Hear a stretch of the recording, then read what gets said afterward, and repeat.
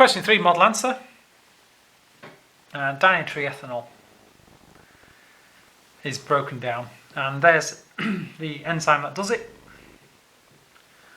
And some people have got a mutated gene that gives a different version of the enzyme. Hopefully you are fine with, I know what a gene is and how that gets made into a protein, the steps for that codes for a protein. Let's see. So what is meant by a gene mutation? So that's just a change, A or 1, just remembering, changing the base sequence of a single gene. So change in the base sequence of a gene. Use your knowledge of protein synthesis. A lot of people didn't do this, and they just got the second 2 marks talking about the protein. So if we change the base sequence of a gene, what effect does that have? Well, that then changes it says use your knowledge of protein synthesis. You need to tell us about protein synthesis to get marks. So change the gene, change what's the next thing that will change? Change the messenger RNA base sequence. So change to messenger RNA base sequence. Or you might say the codons are different. Codons are different. Okay, so if your codons are different, your anticodons that they will bind to will be different as well. So it tracks different tRNA anticodons.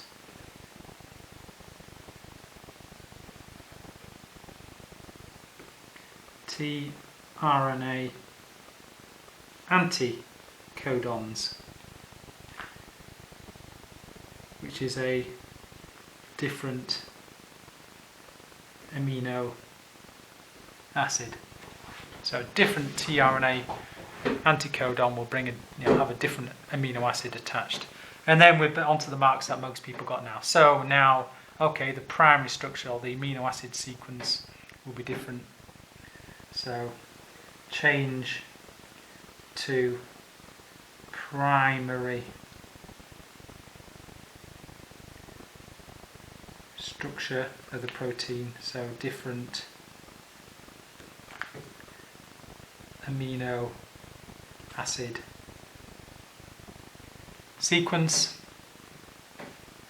and so those amino acids will have different R groups on them, and so the folding in the tertiary structure might be different. So different R groups lead to different folding in the tertiary structure.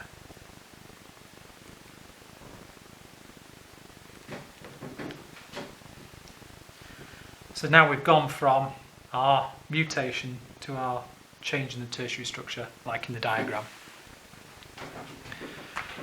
During the conversion, hydrogen atoms are removed. Name a molecule that will accept these hydrogens. Well, the one that you know is NAD. That becomes NADH or reduced NAD. So go with that one. Suggest how this conversion could increase ATP production. Well, this then donates these hydrogens, so you could have said FAD there. This then takes those hydrogens to the electron transport chain and so on, and that leads to ATP production. So our main answer that it's leading us onto is reduced NAD or NADH acts as a hydrogen donor to the electron transport chain, or words to that effect. I don't think you can go straight to provide hydrogens for the gradient for chemiosmosis. You need to stay a bit before then. Other alternative answers. Well, if we've now got a 2-carbon chunk, I wouldn't have said this. Then that can go to the Krebs cycle. It's going right back to the start of the question, where it's saying this ethanol and the ethanol, you're removing the hydrogen and it's going to turn into acetate eventually. I'm going to stick with what we've got there. The All Wales Medical Genetic Service, which you will never have access to, is looking at bits of DNA. 2 patients, and they're looking for differences between them. And they're going to do some genetic fingerprinting style electrophoresis on them. Okay. So here are ways that we can cut DNA, and we first all need to name the enzyme. So we need to give the full name of the enzyme: restriction endonuclease.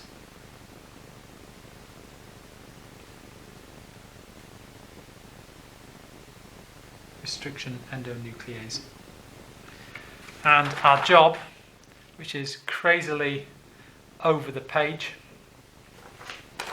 Handily, I've got another blank copy of the paper here to help us. So wherever the arrows are, that's where we are making a cut.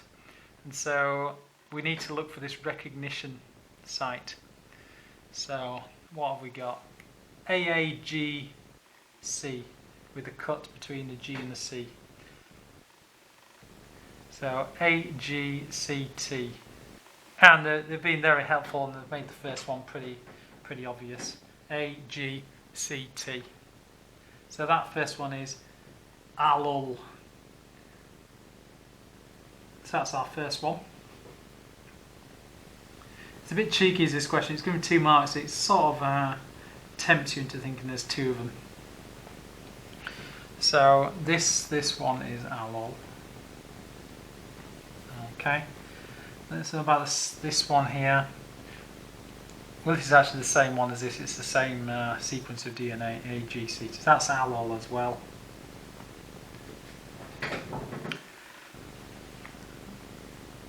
I'll come back to that one in a second. This one down here, GGCC.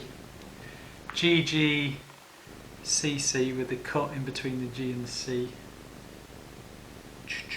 GGCC with the cut, there we are. So that's this one. Heal. That one, however we say that. And let's just write that one on there. So we've got 2 so far. About this one, ATGC. So we're looking for a cut between the T and the C. So we're looking for a cut between the T and the C. So cut between the T and the C, and then GA after it. T, C, G. Oh, that's alright, yeah. So that's TAC 1.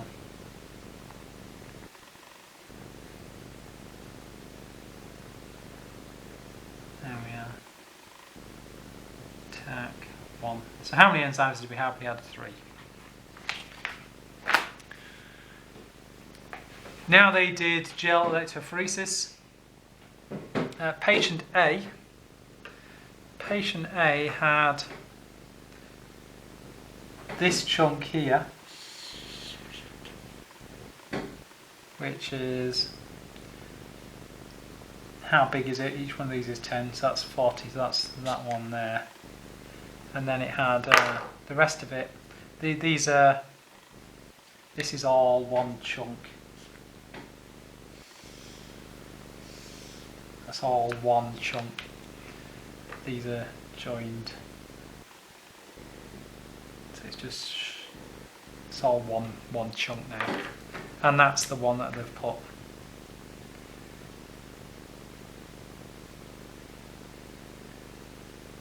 That's the one that they've put up there.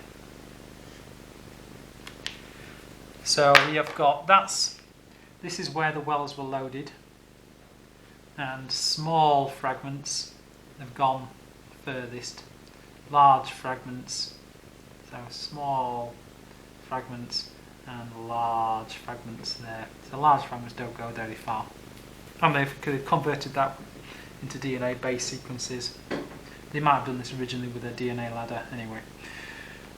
Patient B, in the Help Me video, we kind of broke this into chunks already. So we've got that 40 there. So we are going to, so for patient B, we've got one at 40 again. Try and line it up right. So we've got our 40 there.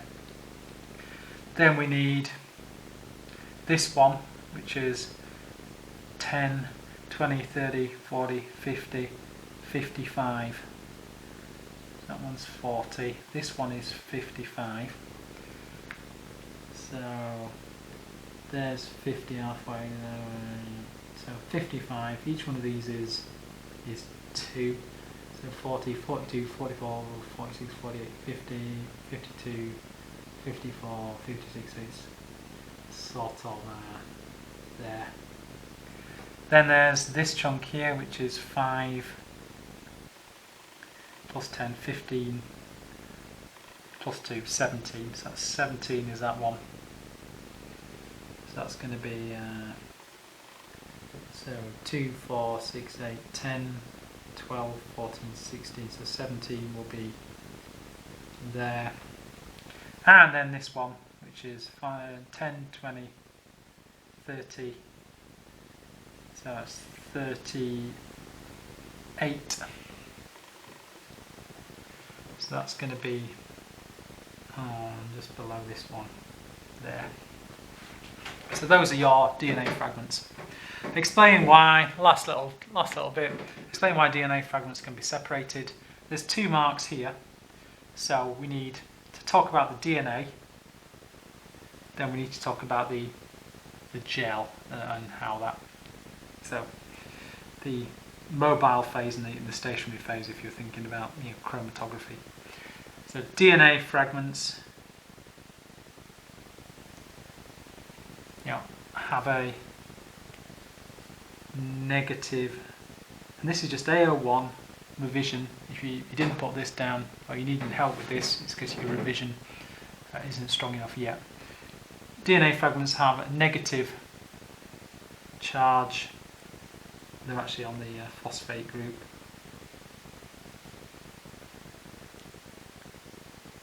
So they are attracted to the positive electrode. So attracted to positive electrode. We need to talk about the gel. This is a bit that not many people talked about. So smaller fragments travel further. Smaller fragments travel further as can pass through the gel pores more easily. And that wraps up that question.